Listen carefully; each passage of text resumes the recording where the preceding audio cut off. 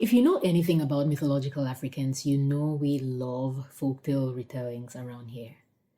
My first book, The Runaway Princess and Other Stories, which I self published, is a collection of prose and verse retellings of folktales about girls and women from across the African continent.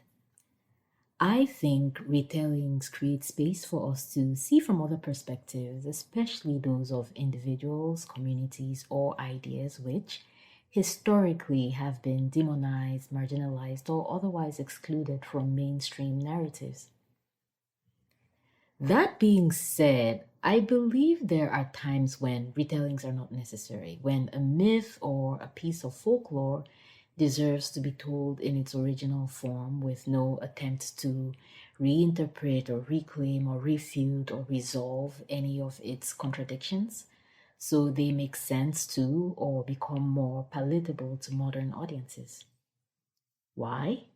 Well, that's what we're talking about in this week's episode of the Mythological Africans podcast. Hello, friends, and welcome to the Mythological Africans podcast, where we read and talk about stories from African mythology and folklore. I am your host, Helen Tunde.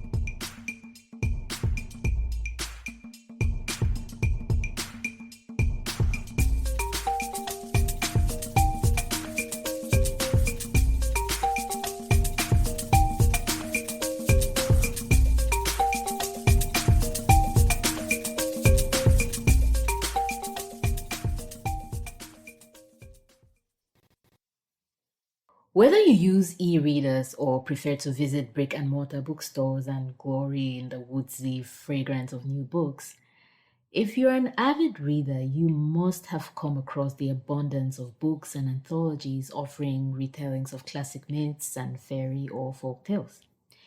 Even media like film and TV shows are not immune to the trend. And it seems everywhere you look, there is someone offering a modern take on some classic piece of lore. I need to emphasize that I am absolutely not against this. Language is a portal to different worlds, and so, depending on the skill of the storyteller, their knowledge of the culture or the context out of which the story comes, and their sensitivity to what their current audiences might need, a retelling can expand a story's offering well beyond the bounds of how it was originally told and open up a chance for conversations that can really be informative and healing and reconciliatory. It is important, however, to keep in mind that because their medium was largely oral, societies of the past were exceptionally adept in ways that us moderns just cannot even begin to comprehend at using symbol and metaphor to encode and transmit ideas. As American ecologist and philosopher David Abrams puts it in his absolutely fantastic book, The Spell of the Sensuous, the practice of language among indigenous peoples would seem to carry a very different significance than it does in the modern West or world. Enacted primarily in song, prayer, and story, among oral peoples, language functions not simply to dialogue with other humans, but also to converse with the more than human cosmos, to renew reciprocity with the surrounding powers of earth and sky, to invoke kinship even with those entities which, to the civilized mind, are utterly insentient and inert. David Abrams is fantastic, by the way. If you haven't read The Spell of the Sensuous, you definitely should read it, and I'll put a link to the book in the episode notes.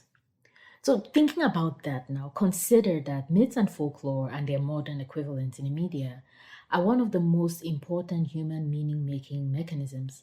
Consider how their lessons, for better or worse, become embedded in the human psyche and eventually the social fabric. Consider how, with today's content or knowledge creation and distribution networks, the latest and greatest bits of content or knowledge, if you want to call it that, this is what is optimized to reach you first. Now, think about all of that and then consider the rapidly diminishing capacity for the average person to do deep research to verify fact from fiction, to stay with reading that requires focus for long periods of time or can be dense as older texts can be, or taking different perspectives on various issues. And I don't exclude myself from this. It's something that I have to make myself do because I understand that it's important to the kind of curation that I want to do. And even then, I still struggle. The thing is, versions of retellings which venture away from the territory of the original story might end up usurping the original in the easily accessible public record, which might be what is intended. But then you have the dissonance of a situation where people are deeply programmed to intuit and sense things one way because these stories go a long way back in human history. It's right there in the DNA. But then are mentally conditioned to respond or react in another way or to see the story in another way. And if that process of integration and synthesization hasn't happened, it can be actually psychologically distressing. And I have a theory about this particular conundrum and the convergence of traditional African beliefs and certain strains of Pentecostal Christianity that you'll see on the African continent. Because, long story short, I suspect that people think they are practicing Christianity, but if you look at the way they interpret and enact their knowledge of biblical stories and ideas, they are actually practicing a Christianized version of traditional beliefs. But then it has none of the checks and balances of traditional societies. And there were a lot of ways in which traditional societies were structured to check the way people behaved and believed and did certain things. So these versions of Pentecostal Christianity have none of these checks and balances and all the excesses of commercialized Christianity. And that's a loaded discussion that we're not even going to touch today. That's something for another day. But just think about it.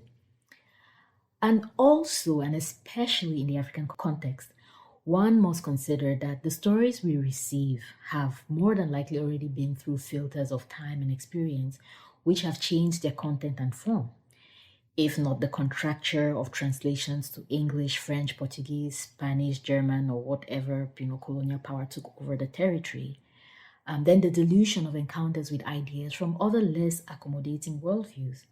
And it's a common conception that traveling to the African continent and talking to elderly people in villages will yield stories, myths, and folktales in their purest and most original form, which may be so, depending on who you talk to. However, many, many such stories, when you collect them and you look at them and you analyze them, they show signs of significant influence and modifications from recent ideas.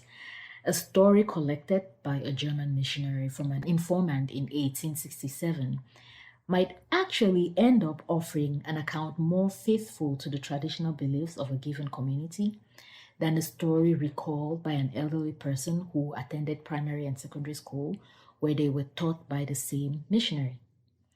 I remember reading as I did research for my upcoming book, The Watkins Book of African Folklore, how as far back as the 50s, Western ethnographers were noticing that many stories told to them by elderly informants at the time were completely unknown to the young people they talked to. So, modern retellings in this context might not then be based on an accurate understanding of the story's intended message and the rich subtext of the historical account. So, it's not to say that modern retellings are bad. It might just be a layer of meaning which, doesn't really speak to what the story is about. And this is something I was really sensitive to as I wrote the Runaway Princess and other stories, because in some cases I could find research papers and commentary from books by people from within the culture who could offer some insight. Similarly with my upcoming book, and in other cases this wasn't easy to come by. Finally, and in my cranky old lady way coming through, we can afford to just leave some stories alone, can't we? Like, who knows? Time is a circle, right? And we just might find ourselves needing the old time religion, as it were, right? And to need to know these stories as it was understood back in the days to inform a decision in the present day. Stories, I think, can be time capsules, preserving ideas and practices. So this is all perhaps why in my upcoming book, I dedicate a lot of time to trace the evolution of certain stories. Who first recorded this story? From whom did they collect the story? Where else has the story been told? And if there have been any significant changes in how the story was told. As some of you may know, the book contains the accounts or the retellings of myths and folktales from across the continent. And it's not retelling in the sense that I changed the idea or the structure of the form. Is just told in more accessible language, let's call it that. And so the commentary puts the stories in their historical and cultural context. And this was my attempt to say, hey, these stories come from somewhere. So it's great to be reading them by someone who wrote them in 2024. But what's their genealogy? What's their genetics? How have they moved and evolved through the world? So, long story short, yes, we still love retellings and recontextualizations and reclaimings and reinterpretations. But sometimes, I think it's worth it to just let the story be and let it tell you something about the humans we have been and yet may come again to be. All of that being said, check out the episode notes for some of my favorite retellings from myth and folklore, legend, and history. And thank you, as always, for listening. I will see you next week, which is December. Wow, time flies.